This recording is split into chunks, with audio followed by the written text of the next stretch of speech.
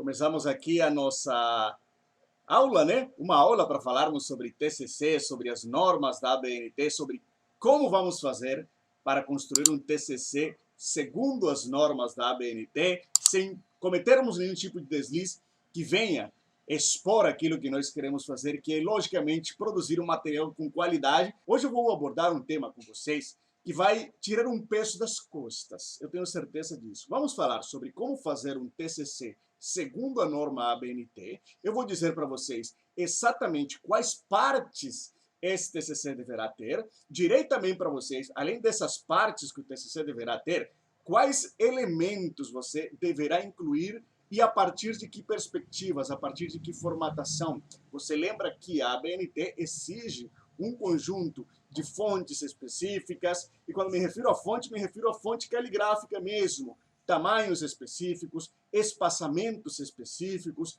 texto justificado. Vamos entender sobre tudo isso agora. A estrutura básica de todo e qualquer trabalho acadêmico tem 3 passos, 3 simples etapas. Sempre deveremos ter elementos pretextuais, elementos textuais e elementos pós-textuais. Isso vai se aplicar a todos os trabalhos de TCC que nós formos fazer. Artigo científico segue a mesma lógica, monografia segue a mesma lógica, dissertação, tese, relatórios de experiências, todos esses trabalhos seguem esse padrão aqui. 3 etapas: elementos pré, elementos textuais e elementos pós, que são os pós-textuais. Quais elementos constam ou de quais elementos está composta cada uma dessas etapas? Pois bem, nesse gráfico nós podemos ver, talvez não tão claramente, né? Mas nós aqui conseguimos ver a grosso modo todas as partes que um trabalho de TCC deve ter, tá bom? Agora vamos bem passo a passo, tá bom? Primeiro vamos tratar sobre os elementos pré-textuais, depois vamos tratar sobre os elementos textuais e depois sobre os elementos pós-textuais. Dessa maneira nós vamos construindo uma linha de raciocínio eu diria que uma linha de raciocínio mais clara, tá bom? Bem mais organizada a partir desse ponto de vista em que vamos enumerar cada uma das situações, cada uma das exigências impostas pela ABNT. Primeiro elemento pré-textual, e é um elemento obrigatório. Capa, folha de rosto. Esses 2 elementos são elementos pré-textuais obrigatórios.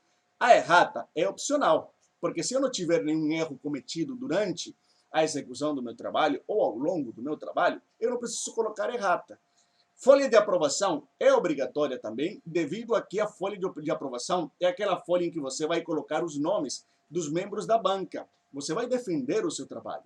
Quando você for defender esse trabalho, provavelmente 2 ou 3 professores estarão ali dentro dessa banca para fazer inferências, arguições diante do seu trabalho. Isto é, questionar você a respeito do trabalho que você fez e está apresentando. Então, nessa folha de aprovação, deverá constar o nome de cada um desses participantes da sua banca.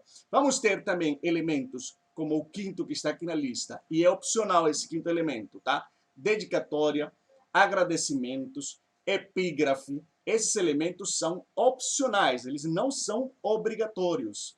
O resumo, que é o 8º elemento, é o resumo na língua vernácula. Esse primeiro resumo é obrigatório. Temos depois o abstract, que é o resumo traduzido para uma segunda língua, uma língua estrangeira, pode ser inglês, francês, espanhol, várias outras línguas, dependendo do regulamento da sua instituição. Depois temos o 10º elemento, que é opcional, já não é mais obrigatório esse aqui também, lista de ilustrações, lista de tabelas, abreviaturas, símbolos, somente quando for necessário, quando tivermos esse tipo de recursos dentro do corpo do texto. Se não tivermos esses recursos, não precisamos colocar essas listas, tá? E o sumário, que é um elemento obrigatório a qualquer tipo de trabalho textual que nós estivermos fazendo. Vamos aprofundar aqui os elementos textuais. Elementos textuais são basicamente 3 elementos textuais: introdução, desenvolvimento e conclusão. Mas a introdução é aquele elemento padrão que introduz o trabalho. Você faz a introdução do trabalho falando sobre uma série de requisitos que, se você quiser, vá no meu canal e você encontre vídeos que falem sobre como construir uma introdução, em que eu mostro, inclusive, introduções na prática. E ali você vai ter a oportunidade de ver o que deve conter uma introdução de um trabalho acadêmico. Depois da introdução vem o desenvolvimento. E o desenvolvimento, ele é muito livre e ele fica muito a critério da metodologia de pesquisa que você for utilizar.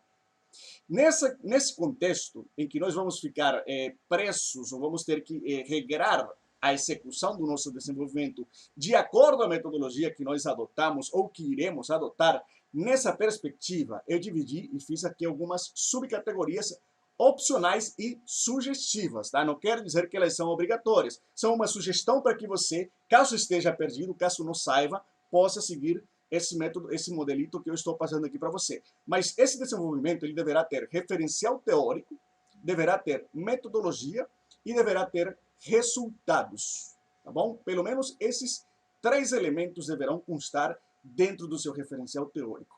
Às vezes nessa ordem daqui, às vezes em outra ordem, como já disse, de acordo à necessidade metodológica de cada trabalho. Nenhum trabalho é igual ao outro, tá bom? O que nós podemos é tentar passar para você uma visão de algo que se aproxime, tá? Mas na realidade você somente vai saber quais elementos de desenvolvimento o seu trabalho deverá ter a partir do momento em que você pegar o seu trabalho e já começar a executar, e aí o próprio conteúdo, o próprio curso do seu trabalho vai dizer para você que elementos, que tópicos você deverá colocar, tá bom? E o terceiro elemento textual é a conclusão. Esses elementos aqui são todos obrigatórios. Os 3 elementos, introdução, desenvolvimento e conclusão, são obrigatórios dentro de qualquer trabalho científico, trabalho acadêmico. E os elementos pós-textuais, aqui nós já temos as referências bibliográficas, glossário, apêndice e anexos, tá bom? Em alguns casos se inclui índice, tá bom? Mas aqui, isso aqui é muito opcional. Desses elementos pós-textuais, o único obrigatório é o das referências bibliográficas. Esse aí é obrigatório, esse não pode faltar, em hipótese alguma, não pode faltar a referência bibliográfica. Na referência bibliográfica, caso você esteja na dúvida, você vai colocar na referência todas as citações que você fez ao longo do seu trabalho todo.